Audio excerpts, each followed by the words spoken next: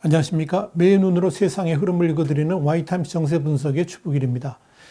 영국의 싱크탱크가 2028년이면 중국이 미국을 제치고 경제대국이 된다고 그랬는데요. 절대 그렇게 안 되는 이유, 오늘 자세히 말씀드리겠습니다.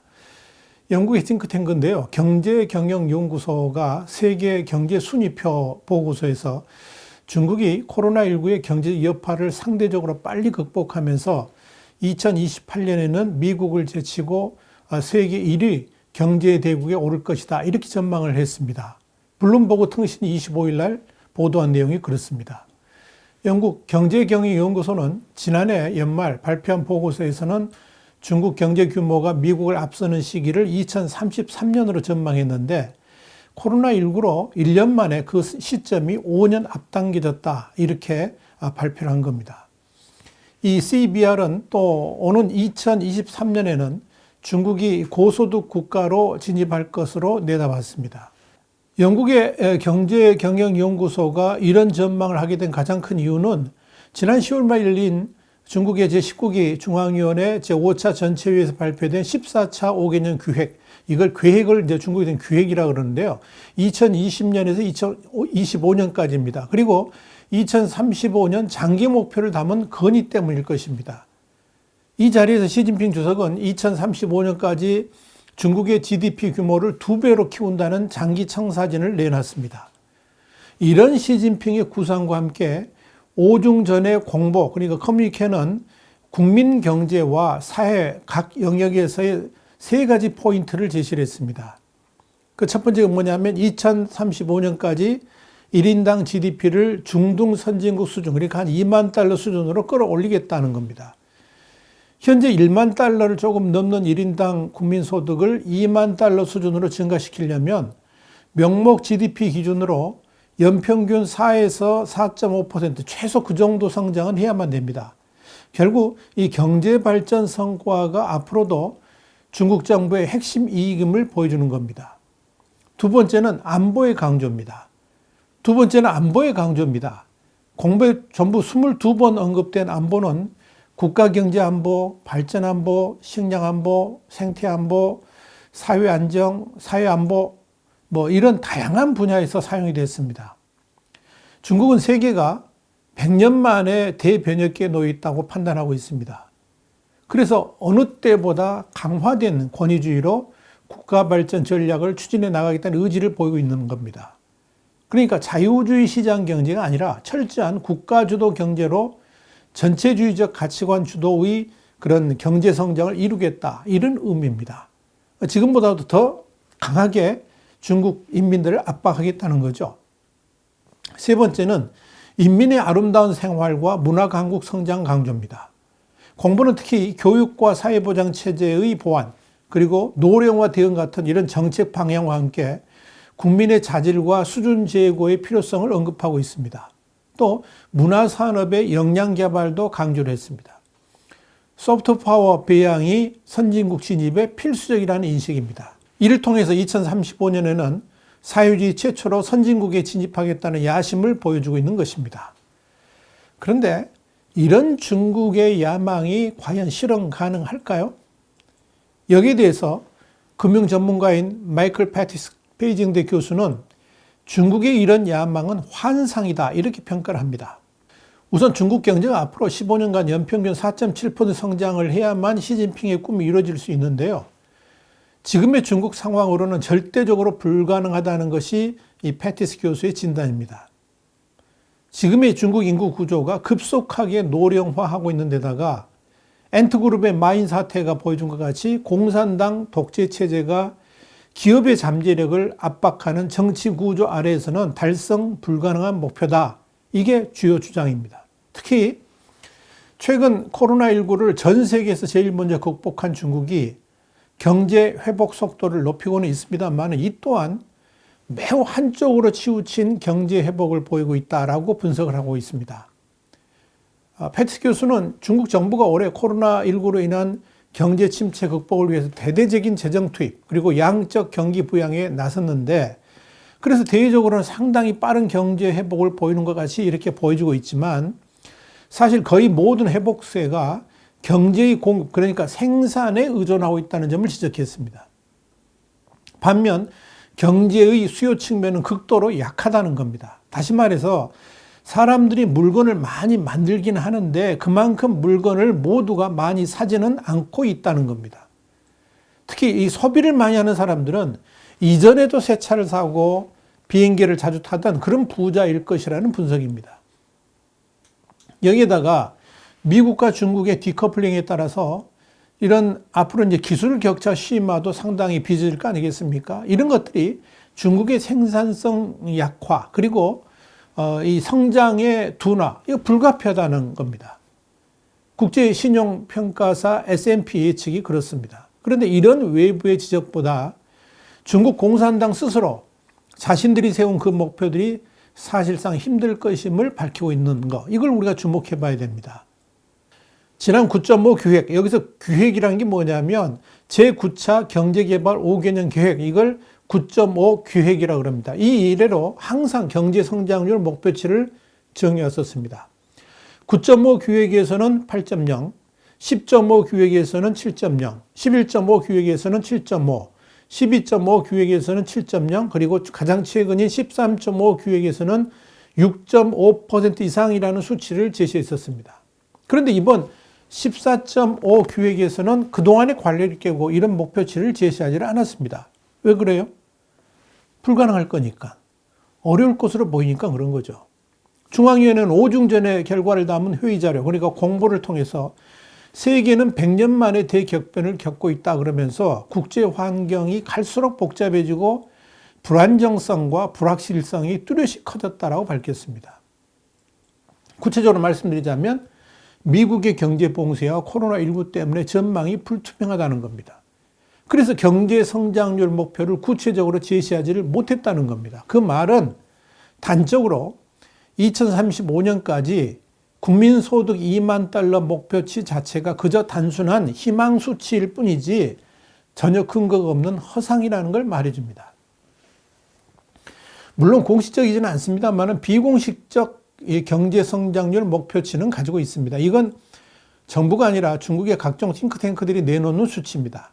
그러나 이건 어디까지나 중국 정부의 시선을 의식해가지고 짜 맞추기로 내놓는 수치에 불과합니다. 우선 중국 정부의 입김이 강하게 작용되는 중국 재정부 산하의 싱크탱크인데요. 재정과학연구원은 지난 10월 내놓은 재정정책보고서에서 2021년에서 2025년까지의 중국의 국내 총생산, 그러니까 GDP 성장률이 5에서 6% 정도 될 것이다. 이렇게 예상을 했습니다. 베이징대학교 국가발전연구원도 같은 시기 연간 경제 성장률이 5.5% 정도 될 거다. 이렇게 전망을 했습니다. 이런 추정치를 바탕으로 중국 정부는 경제 인사, 관변 인사들을 내세워가지고 2035년 선진국 진입을 대대적으로 홍보하면서 시진핑 체제를 옹이하고 있는 겁니다. 지난 11월 17일 중국 사회과학원의 리쇠송 공업경제연구소 부소장은 국무원 신문 판공실 기자회견에서 2021년에서 2025년까지의 중국의 잠재 성장률은 5에서 6%에 달할 것으로 보인다 그러면서 다만 당국이 코로나19 충격으로 커진 경기 변동폭을 고려한다 그러면 연간 성장률은 5% 정도로 하는 게 적정하다라고 말을 했습니다. 주바오량 중국 국가정보센터 주임도 지난 9월 중국이 2035년까지 연평균 5%의 경제 성장률을 지속할 것으로 예상한다라고 주장을 했습니다. 이런 관변기관 인사들의 발언을 빌어서 글로벌 금융기관인 모건스탠리 역시 최근 보고서에서 중국 지도부가 2021년에서 25년 중국의 경제 성장률 목표치를 5% 수준으로 설정할 것이라고 전망한 것이고요. 영국의 경제경영연구소도 2028년에는 미국을 제치고 세계 1위 경제대국에 오를 것이다 라고 전망하는 겁니다. 결국 이런 외국의 경제 전문기관들이 중국의 2035년 최강대국 부상의 전망 자체가 이렇게 허술한 수치들을 기반으로 했다는 것을 보여준 겁니다. 그렇다면 좀 더 근본적으로 중국이 2035년까지 매년 5%의 성장률을 이룰 수 있을까? 과연 이게 가능할까? 이걸 살펴봐야 됩니다. 중국은 매년 5% 성장을 이루기 위한 쌍순환과 기술 자립이라는 두 가지 전략을 내놨습니다. 첫 번째 전략은 쌍순환 경제입니다. 시진핑 주석이 강조한 쌍순환 경제의 원래 의미는 수출 중심의 국제시장인 국제대순환, 그리고 내수 중심의 국내 시장이 상호 발전을 이루겠다, 이런 겁니다. 그러나 이 쌍순환의 진짜 속뜻이 뭐냐면 미국의 제재 때문에 국제시장 대순환이 어려우니까 국내 시장의 내수 중심으로 중국 경제를 유지해 가겠다, 이런 의미입니다. 그동안 중국이 세계의 공장 역할을 해왔지만 이런 기본 전제가 무너지면서 일단 세계 최대 규모인 중국 시장의 내수 잠재력을 살리면서 이 국제 경제의 무너진 축을 보강해 보겠다, 이런 속셈인 겁니다. 지난 12월 3일 14.5 기획 관련 건의안에서도 내수 확대라는 전략적 기반의 완전한 내수 시스템의 육성을 가속화하고 혁신 중심의 고품질 공급으로 새로운 수요를 주도하고 창출해야 된다, 이런 내용이 담겨 있는 겁니다. 두 번째 전략이 기술 자립입니다. 중앙위원회는 5중 전회 폐막 이후에 내놓은 이 회의 자료, 그러니까 공보를 통해서 과학 자립과 자강을 국가 발전 전략으로 삼고 세계 경제 전쟁터에서 혁신성을 보완해 과학기술 강국 건설을 가속할 것이다, 이렇게 강조를 했습니다. 대적으로 보면 이게 말이 아주 화려하게 보입니다만 속내는 뭐냐면 미국의 제재 때문에 해외의 기술을 활용하기가 어렵기 때문에 기술 자립을 통해서 내수를 활성화하겠다, 이런 뜻이죠. 이 말을 반대로 기술 자립이 안 되면 내수 시장 활성화도 어렵고 이를 기반으로 해서 국제 시장에 도전하려는 실질적인 쌍순환 구조도 무너지도록 되어 있는 구조다, 이걸 보여주는 겁니다. 이걸 공산당 용어, 그러니까 특히 이제 북한이 자주 쓰는 용어로 표현한다 그러면 자력갱생식 버티기입니다. 그런데 그런 중국의 계획이 과연 가능하겠냐 하는 겁니다. 기술 자립의 핵심인 중국의 반도체 기술 자립도가 아직 20%에도 미치지 못하는데 과연 그런 기술 자립이 언제쯤 가능해질 수 있겠냐 하는 겁니다. 여러분, 이 쌍순환하고 기술 자립은 연동되는 개념입니다. 쌍순환을 하는 이유가 기술 자립을 하기 위해서이고 장기적으로는 기술 자립이 안 되면 쌍순환은 어렵도록 되어 있습니다. 결국 중국이 매년 5%의 성장을 지속하려고 그러면 쌍순환과 기술 자립이라는 두 가지 전략이 제대로 굴러가야 되는데 그게 과연 가능한 꿈인가를 다시 한번 확인해 볼 필요가 있는 겁니다. 기술 자립이 가능해야만 쌍순환도 이루어집니다. 또 쌍순환이 이루어지려면 이걸 뒷받침해 줄 미국의 첨단 기술에 대한 대중국 제재도 완화돼야만 가능합니다. 그 말은 미국이 대중국 제재를 완화하지 않는다면 중국의 5% 성장 목표는 사상 누각임을 보여주고 있는 겁니다. 또 다른 걸림돌이 있습니다. 중국의 5% 성장을 가로막는 또 하나의 걸림돌이 뭐냐? 중국이 가지고 있는 부채 때문입니다. 지난 11월 22일 파이낸셜 타임스에 실린 이 마이클 패티스 베이징대 교수의 글은 현재 중국 경제 실체를 적나라하게 보여주고 있습니다. 중국은 그동안의 경제 성장을 위해서 인프라를 투자하면서 성장하는 전략을 썼습니다. 이 과정에서 엄청난 부채가 생겼는데요. 문제는 성장기에는 이런 부채를 GDP가 감당해낼 수 있습니다만 일정 수준을 넘어가면 부채 때문에 성장이 정체되고 오히려 후퇴하는 일들이 발생한다는 겁니다. 국제금융협회 IIF에 따르면 중국 국내 총생산, 그러니까 GDP 대비 총부채 비율은 지난해 4분기 말에 300.5%였는데 올해 3분기 말에 336.0%로 치솟았습니다. 역대 최고치입니다. 2015년 총 부채 비율은 264.1%였는데 이거 비교해보면 5년 새에 무려 71.9%포인트 급증한 셈입니다. 홍콩에서 발행되는 사우스차이나 모닝포스트는 국유기업에 잇따른 디폴트 선언과 국가 부채의 가파른 증가 추세는 중국 경제의 회색 코뿔소가 될 수 있다. 그러니까 회색 코뿔소의 그림자가 짙어진다는 걸 의미한다 그랬는데요. 여기서 회색 코뿔소라는 게 뭐냐면 예상할 수는 있지만 쉽게 간과하는 위기를 말하는 겁니다. 지금 그런 만큼 중국이 위기 상황으로 몰려가고 있다. 그런 이야기입니다. SCMP 진단이 그런 겁니다. 그런데 이런 상황에서 중국이 2035년까지 GDP를 2배로 성장시키려면 부채는 거의 450에서 500%까지 늘게 됩니다. 이건 역사상 유례가 없는 수치입니다. 물론 중국은 거대 내수 시장이 있기 때문에 이를 키워서 부채를 줄일 수 있겠습니다만은 당장 큰 문제는 중국 사회가 고령화로 진입하고 있다는 점, 미국의 제재로 인한 기술력 확보의 문제점들 때문에 2035년까지 생산성의 하락은 물론이고 GDP 대비 50% 수준인 내수를 70%까지 높이는 시장 확대도 그렇게 호락호락하지 않다는 데 있습니다. 이미 국채로 인한 위기의 징조들이 보입니다. 중국 부채 리스크가 예년과는 달리 완전히 다른 특징을 띠고 있기 때문에 그렇습니다. 우선 올해 국유기업 디폴트 비중이 지난해보다 눈에 띄게 높아졌다는 걸 주목해야 됩니다. 올해 11월까지 디폴트를 선언한 기업 가운데 국유기업, 그러니까 중앙정부와 지방정부, 이런 국유기업이 차지하는 비중이 31%로 집계됐습니다. 작년에 12%였는데 올해 31%니까 얼마나 많이 올랐는가를 볼 수 있죠.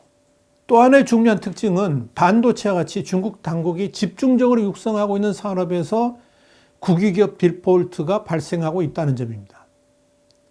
중국 대표 반도체 국영기업인 칭화유니그룹의 디폴트가 바로 그겁니다. 이렇게 유동성 위기에 빠진 지방 국유기업들이 늘면서 지방정부와 금융권이 연쇄적으로 타격을 받고 있는 겁니다. 문제는 이런 상황을 인해 가지고 지방정부의 자금 조달 루트가 막혀서 금융 리스크가 경제 전반으로 확산될 수 있다는 것을 우리가 기억해야 됩니다. 세계적인 통신사인 블룸버그는 중국의 대외부채가 알려진 것만 해도 약 2조 달러 규모고 여기에 중국 기업의 해외 자회사들이 보유한 부채도 6,500억 달러에 이른다라고 보도를 한 바 있습니다. 여기에 중국 4대 은행의 부실 채권 급증 때문에 금융 시스템 리스크가 커져가지고 은행 자본 확충에도 근 1조 달러가 소요될 것이라는 블룸버그의 분석도 나옵니다. 자, 이뿐 아닙니다. 고령화 함정은 중국 최대의 내부 위기 요소입니다. 지난해 말 기준해가지고 중국의 65세 이상 노령 인구 비율은 이미 13%를 넘어서 본격적인 저출산 고령화 시대에 진입하고 있습니다. 이렇게 고령화가 가속화되면 연금 제도가 갖추어져 있지 않은 중국으로서는 엄청난 복지 지출 증가가 이루어질 수밖에 없습니다. 이건 당연히 성장의 잠재력 훼손으로 나타나게 될 겁니다. 그래서 중국은 부자가 되기 전에 노인이 되는 나라라는 지적도 나오는 겁니다. 다시 말씀드려서 평균 연령이 높고 인구도 감소세로 돌아서면서 2030년대 중반부터 중국 성장률이 미국을 밑돌게 될 것이라는 전망까지 나오고 있는 겁니다. 자, 이런 이유 때문에 미국의 위스콘신 대학교 인구학자 이프생 교수는 고령화 속도가 미국보다 훨씬 빠른 중국이 미국 경제를 추월하기는 거의 불가능하다고 내다본 겁니다. 이것이 중국 앞에 닥친 현실입니다. 그래서 중국, 가운데 중자 이 중국이 대국, 큰 대자 대국이 될 수 없다고 말하는 겁니다. 여러분 어떻게 생각하십니까? 와이타임 정세 분석이었습니다. 다음 시간에 다시 뵙겠습니다. 감사합니다.